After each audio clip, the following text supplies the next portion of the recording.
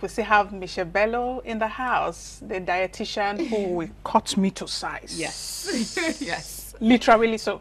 Very so. Very so. Yeah, do. Okay, now, how did it all start for you, Michelle? It started for really. I've been a big child. I showed you some pictures earlier on. Where Yes. I was at 6 years old. I think I used to wear 10 years. Dresses they come with labels. So mine used to be at 6. I would be dressing up from 10-year-old, and gradually secondary school the weight was there. University the weight was there. Started working, the weight was still there. And I think the turning point for me was I got dressed for a wedding, and I looked really nice from the behind. Well, I looked in front. My tummy was all over the place, and I thought, I think there's a time for me to say, do you know what, do something about this weight. And moreover, having too much weight could not be healthy for someone anyway. So that was the turning point for me. So I started my weight loss journey from then. Yeah. So before then, were you bullied? I couldn't be bullied because I always say to people I'm a very confident big lady. So before you actually try to bully me, I've said 1,000 words to you why I'm the way I am and what can't I do that a slim person couldn't do. So that would throw you back and let me be. So I couldn't even be bullied as a big person. No. So when did you devise that defense mechanism? Was it from your childhood? Yeah, from my childhood, because my dad used to encourage me then, like, don't mind them, tell them that they cannot afford to eat the food you eat. So so when growing up as a child, and people would tease me, Fatty Bombom, all the funny names they call you, and I'd be like, go away, you people can afford the food we eat, that's why you're really very thin, and then I move on. So that's where the confidence came up, and then the weight wasn't a problem for me because dad was big, mom was big, and obviously I was told because we could feed well, that's why I was big, and I've never known. So it was a genetic thing? I would say yes and no, because you're what you eat. This whole weight loss thing, was Yes. that what inspired you to go into dietary? Yes, because well, initially I started losing the weight, and people saw changes and like, Michelle, you've done very well, blah blah blah blah blah blah.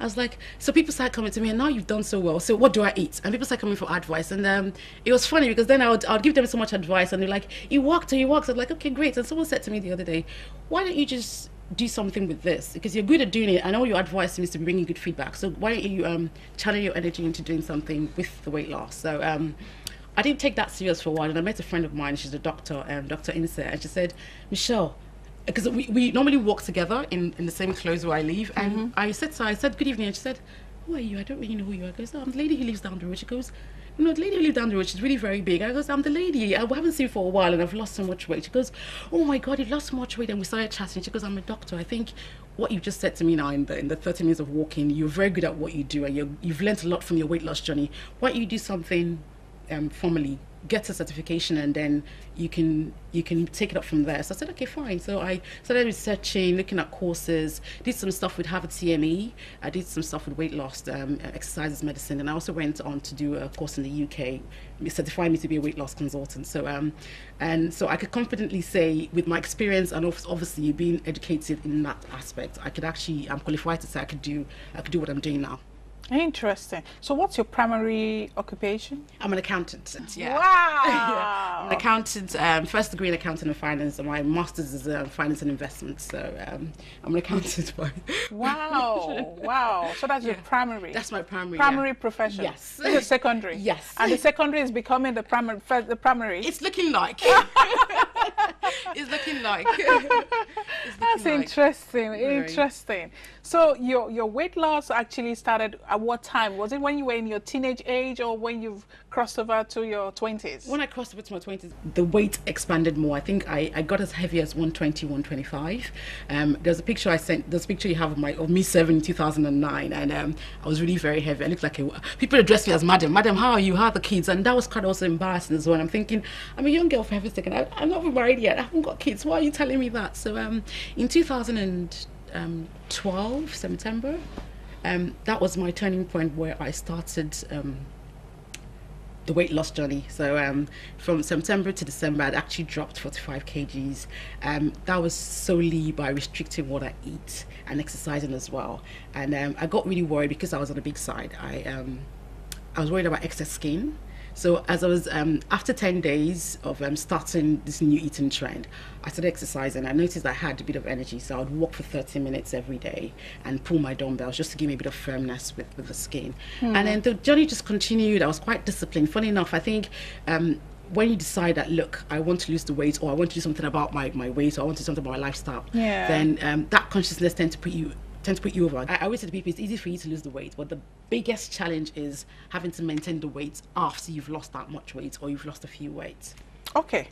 I'm sure the next question is, I'm sure Nigerians are asking, what are the things you did right? What are the things you had to let go? To get to that size? I liked a lot of pastries. Oh God, I'm not a 3 times a day eating person, so I'll probably stay off breakfast for a while. Then lunchtime have meat pies. I love pies. I'm not a chocolate person, but I love the pastries. I'll have that. Then probably have a meal, and if I'm going to eat, I'll probably eat heavy. Yes. And so I used to eat once a day, but I have all I'm a snacker, so I tend to like the biscuits, the pastries in between. So I noticed if I had to do this journey, I had to give up a lot of snacking in between, and have a regular meal, morning, afternoon, evening, and forgo the snacks for now, and gradually introduce them back after I've got to my set goal. So the trick is, or the plan is, have a set goal first of all. So first of all, be focused and say, look, I want to do this. Then have a plan to go with it. Then be focused with your plan. And when you've gotten to your set goal, then you start to introduce the stuff you'd love, but in a well-controlled fashion and with alternatives. Like you could have your meat pie, but you can make them. You start doing more of home cooking. So you could have to say, look, I like having meat pies every now and then. So I learn how to make my own pies with healthier flours. So you can use the oat flours, you can use the tiger nut flours, you can use the wheat flours to make your own meat pie, and then you control what goes in terms of sodium, the kind of meat you use, chicken, beef, what vegetables you put in them. So those are the things you have to consciously do. Okay, so again, now a follow up on what you just said.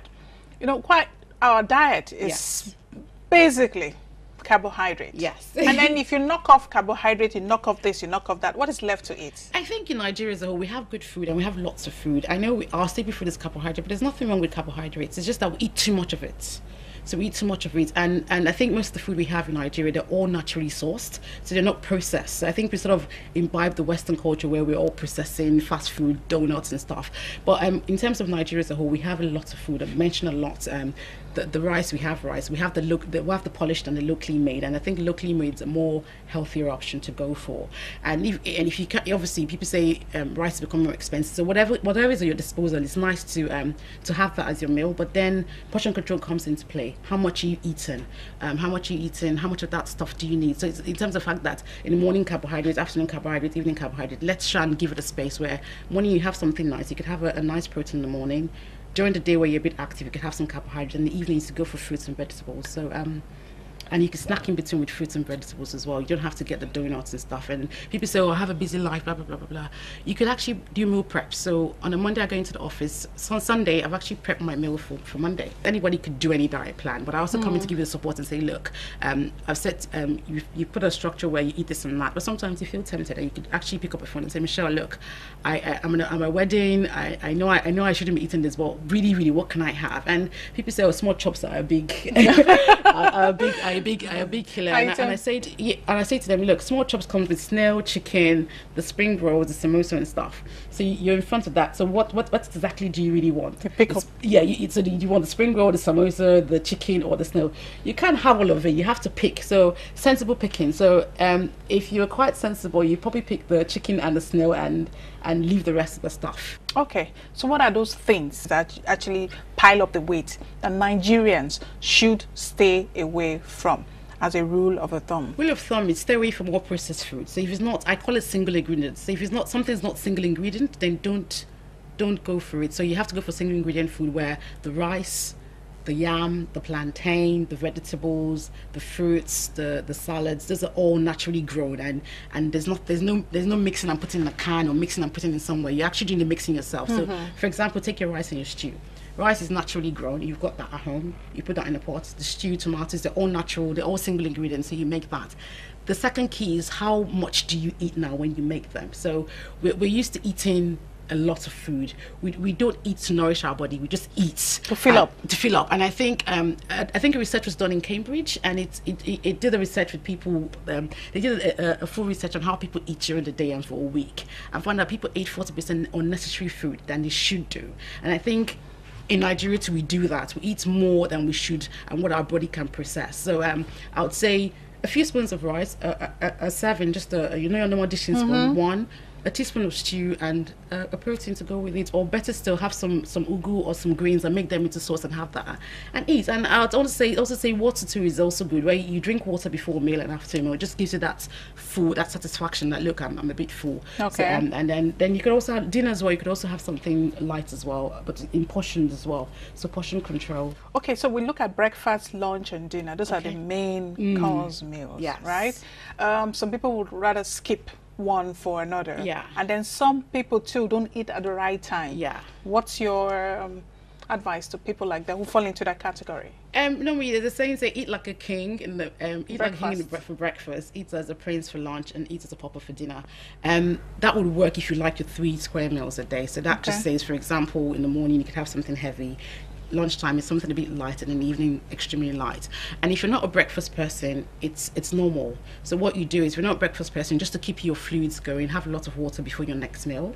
And your next meal, you don't have to compensate yourself saying, no, I didn't have breakfast, let me eat all that food. So no, your body needs food to nourish itself and not to overeat and overwork and overprocess, because while you put so much food in it, you're trying to digest, your kidneys, your liver, and everything's trying to process what you're eating. So a nice healthy lunch, nice sized lunch. You don't have to put all the stuff into it because you haven't eaten in the morning. No, you're not compensating for anything else. You're just compensating for the fact that you missed breakfast because you're not a breakfast person, and you just lunchtime with something nice, a handful of rice, your salad and your chicken, or just a handful of rice and your chicken. And by the time you do that for a week or two, you get used to the fact that you're eating small, and you're also feeling that I'm not being sluggish, I'm not being tired.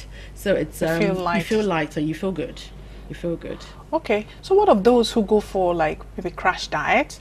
They say, okay, I'll only eat once a day, and then skip either breakfast and dinner, just have lunch, one big lunch. Yeah. Is that healthy? It's not so healthy because having to not eat anything in the morning, then in the afternoon you're eating like a king, then in the evening you're having nothing else. You're putting your body too much stress at that point in time. So it's a lifestyle change, not a diet. There are some people who are addicted to eating meat. We have a lot of myth about dieting. Yeah. You have gone through the motions, you know what to eat and what not to eat. Yeah. Meat is one thing a lot of Nigerians love. Yes. You talk about egg, they say don't eat egg. Tomorrow we hear eat eggs. Yeah. Then tomorrow say don't drink milk. Tomorrow you hear drink milk, is healthy. So some of these misconceptions could be confusing for some people actually. Because now you hear today, eat this. Tomorrow you hear, don't eat that. Yeah. How do you balance this up so that you're not, deviating from the right path towards healthy living? Like I always say, everything in moderation. So you need the carbohydrate, you need the protein, you need the vitamins, you need the minerals, you need the water, you need the roughages. So everything your body needs for nutrients. So everything in moderation is good. We eat a lot of meat. So in a day, someone could have had meat in the morning, afternoon, evening. So that's a lot of protein in one day. So everything in moderation. So the eggs are okay, but it also depends if you have high cholesterol already.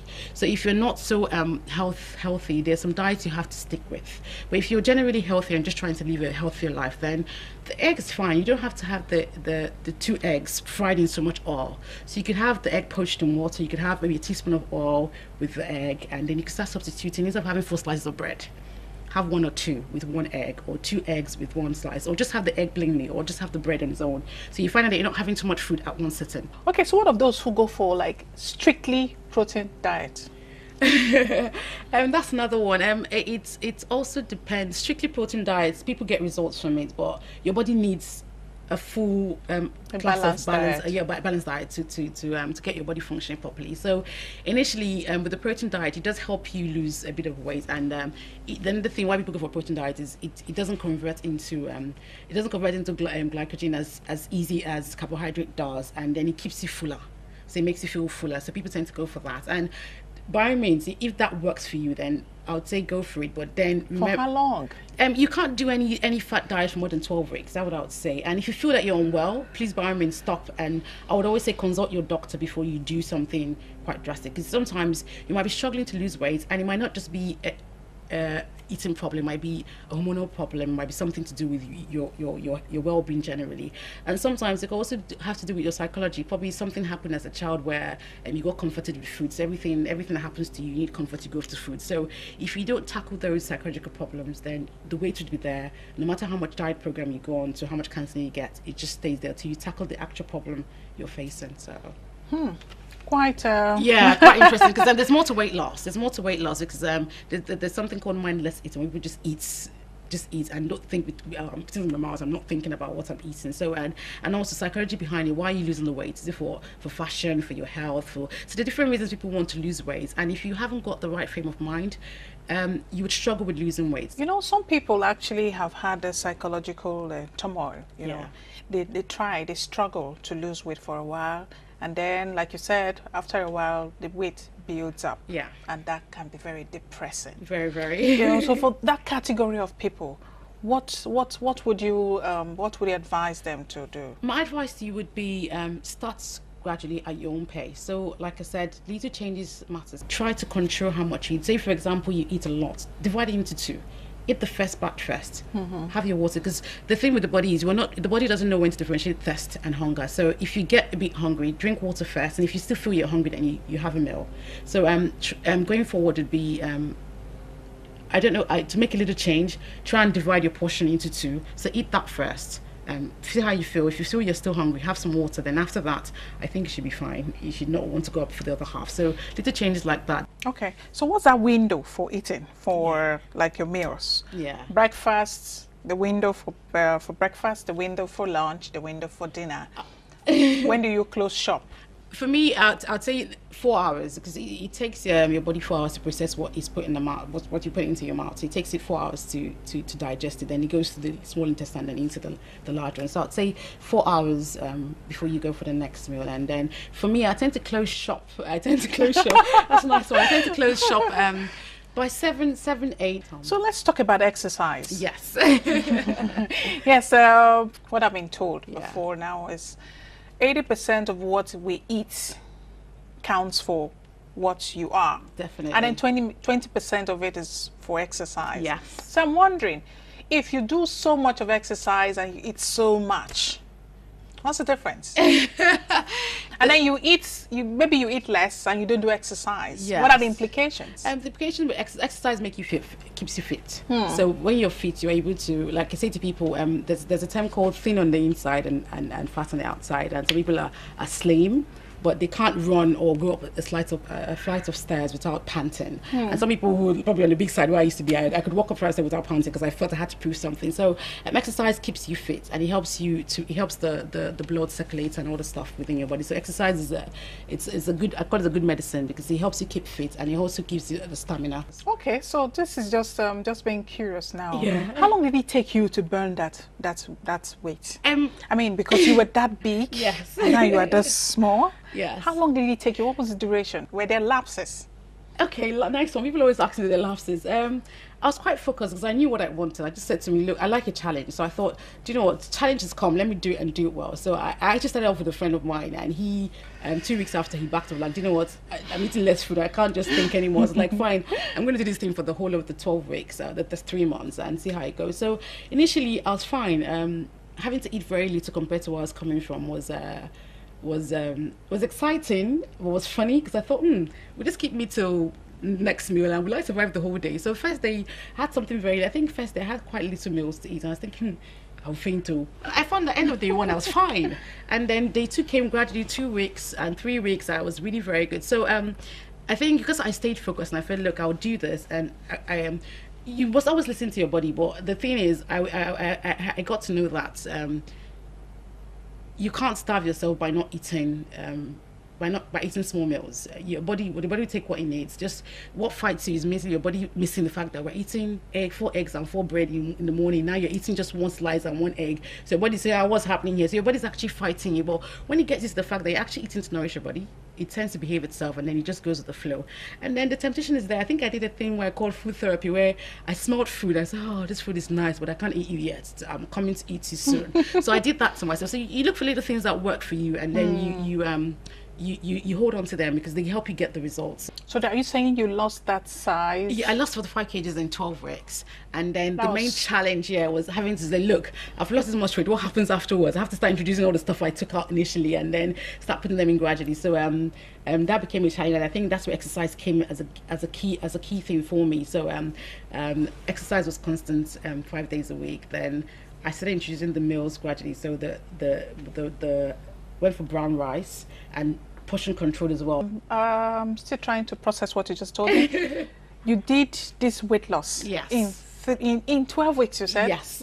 12 weeks. Yes. That's like 3 months. Yes, that's 3 months. You burnt everything. Yes. Did you starve? I didn't starve. I just reduced my calories to a bit, then gradually put it back on. So for the 12 weeks, I spoke to my doctor, of course, and I said, look, I would like to lose some weight, and I think if I reduce what I eat. And he goes, how much are you reducing it by? I said, this is the amount, and this is my timetable. He goes, oh, it looks really nice, but listen to your body. If you feel tired, if you feel faint, have a rest, and then go for eat something extra from your meal plans. Before you start any weight loss plan, speak to your doctor, speak to a professional, and they'll be able to advise you better.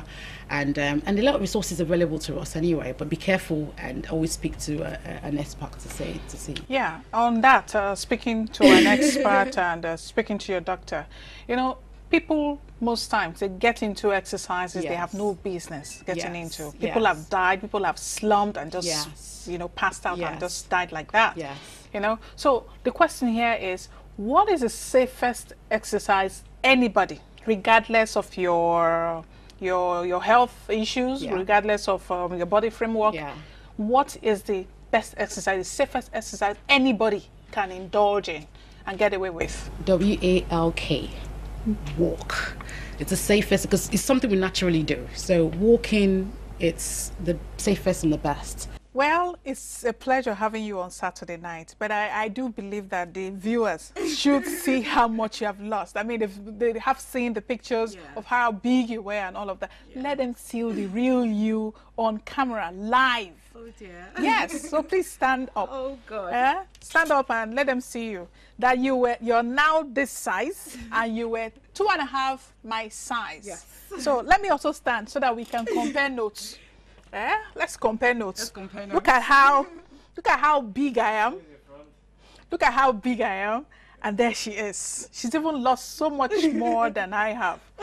Well, I'm work in progress. Hopefully, Nigerians, hopefully we will get there.